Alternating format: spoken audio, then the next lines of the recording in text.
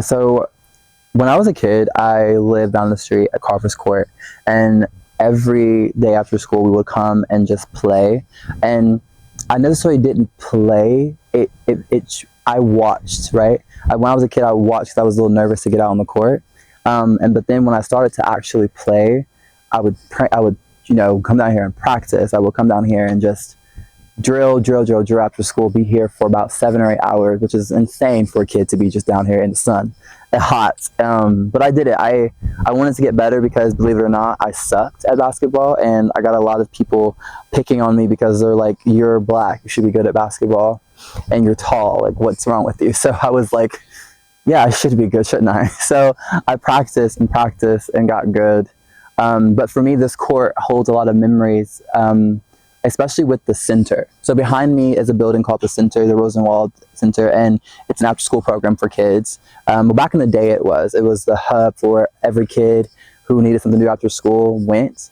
And they took you to the park, they took you to get food, they took you around and stuff like that. So it was a really cool way to stay out of trouble, and basketball, as we know in Black communities, is the hub of where people just stay focused and stay out of trouble. So this kept me on that path of straight and narrow. I'm going to prove it to a little bit of myself, but mostly other people, because there was a thought that, like, just because I'm black and I'm tall, that I have to be good at basketball and that I sucked. But also there's this underlying feeling of, I didn't want to be, quote unquote, like a wuss, and that linger into the question of, oh, is he gay or this and that. So I always had to, at that time, mask that. And I was like, boys play basketball, very brutish, boys play basketball, boys play sports. So I needed to amp that up and be good at something, so then the heat be taken off of me.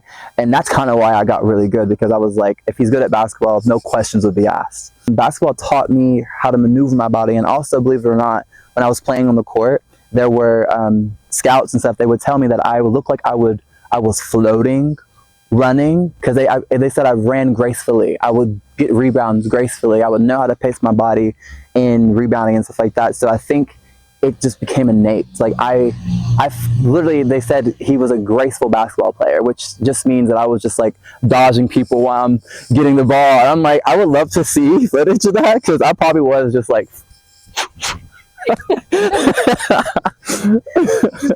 honestly, no.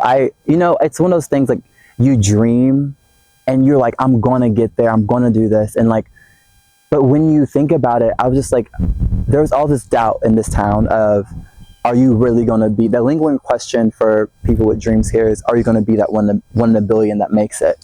And for me, that lingered always. And I thought that I could make it really far, and I would touch some level of success, but I didn't think that I would, like, actually get there. Like, you believe it, but you don't believe it because it hasn't happened yet.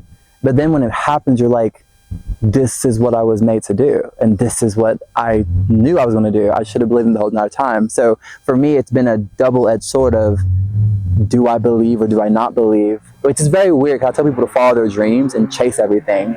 But it is very interesting growing up from a small place, because I think what held me back in thinking I could do it was that I've never seen anyone make it out of here. So I guess I kind of dreamed in a way to become that person, which is pretty cool. It's very interesting. Thank you for that question. A mixture of both. I think I was escaping the reality of a childhood that was very chaotic. I think it was of not allowing me to be my full expressive self.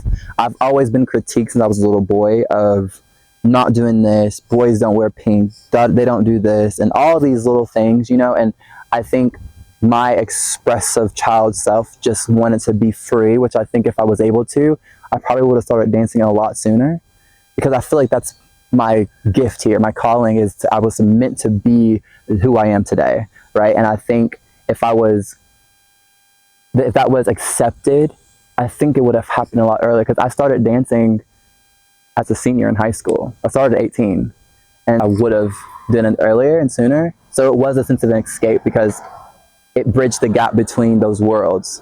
I didn't have to fight as much when I came out, because people knew that I was good at basketball. So it kind of eats the blow. Yeah. I came out, it was everyone just, I feel like everyone's expectations of me, like I was quote unquote where popular meant.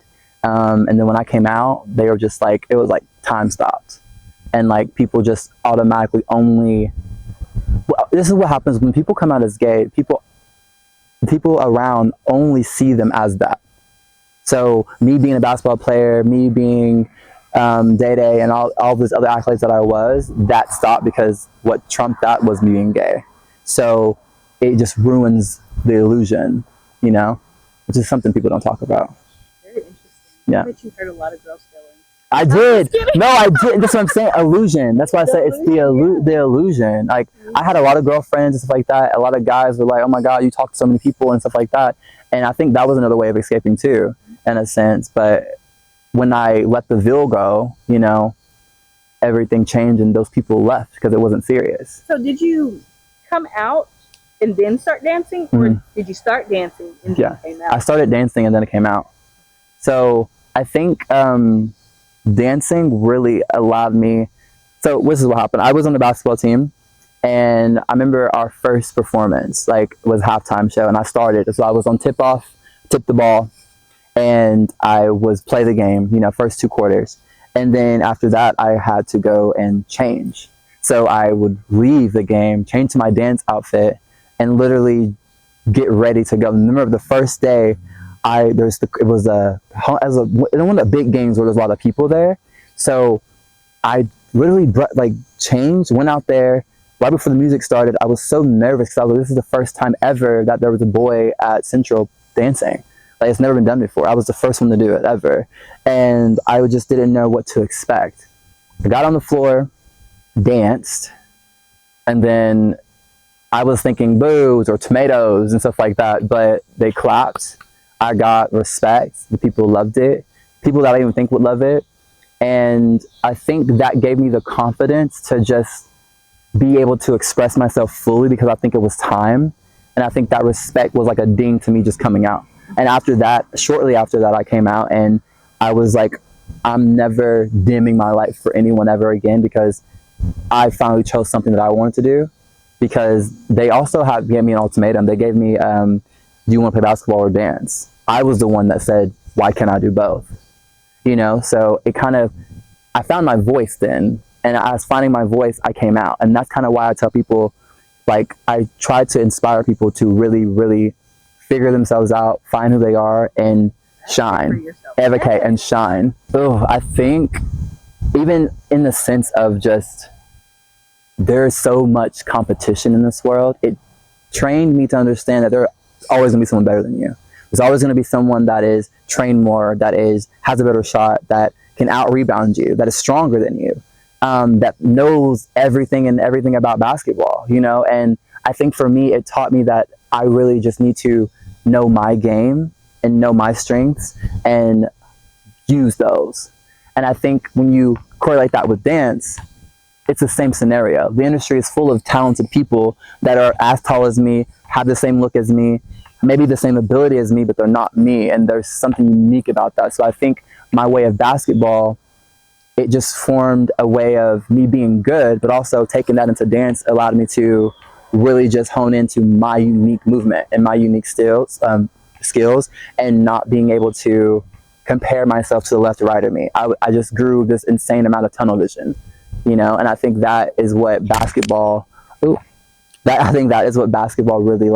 taught me. It taught me that no matter what, there are so many people that are as good as you or better, but what you have is very special. And if you use that, you can surpass anyone. So that's, thank you.